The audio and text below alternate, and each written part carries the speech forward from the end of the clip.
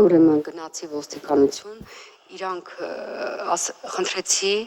Ռուզանին երկարատև բուժում արդեն մի ուրիշ տեսակ է։ Եթե դուք գնում եք ոստիկանություն ու խնդրում եք, որ Ռուզանին տանեն երկարատև բուժման, իրանքից տեղեկանք, իրանք ինձ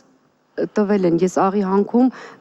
կա Ռուզանի։ մի րոպե, դուք գնում եք ոստիկանություն, ասում եք քրոջս տարեք երկարատև բուժման, Ոչ։ թե ասում եք մարմնական վնասված կա պատճառել։ Իրանց մոտ արդեն գրված է, իրանք Չէ, գիտեն։ իրանց մոտ չի կարող արդեն գրված լինի։ Որովհետև իրանք են անմիջապես այդ շտաբօգնության հետ։ Կներեք, իմ մոտ տպավորություն է ստեղծվում, որ հենց նոր դուք հայտարարում եք, որ մենք հայտարարություն ենք տալիս ոստիկանություն եւ ոստիկանությունը միջոցներ ձեռք չի առնում։ Կներեք, ես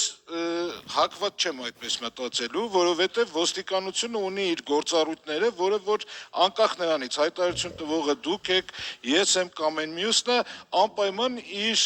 իրավասության եւ պարտավորությունների շրջանակներում անելու է համապատասխան գործողություններ։ Եթե դուք տվել եք հայտարարություն, դա պետք է ունենա հետևանք։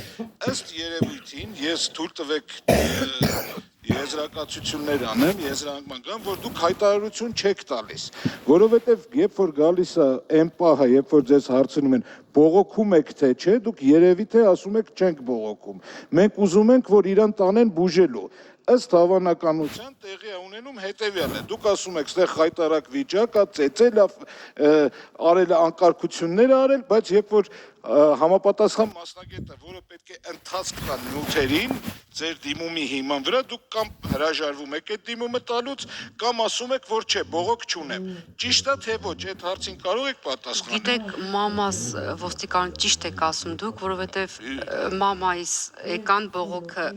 ներկայացված էր, հետո բերեցին, որ մաման ստորագրի, ասեց ոնց կլինի, ես իմ երեխու վրա ինչ ուզում ա լինի։ Վերջը Ներողություն եմ խնդրում։ Այսինքն մենք գործ ունենք մասնավոր մեղադրանքի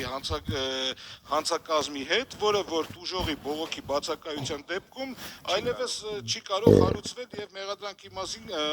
քրորեն պատժելի արարքի մասին խոսել չենք կարող։ Կներեք, ես մի երկու հարցեր պարզաբանվելու համար այստեղ ես տեսնում եմ եւ սեփականաշնորհման վկայականը եւ խոսակցության մեջ դուք մի ուշագրավ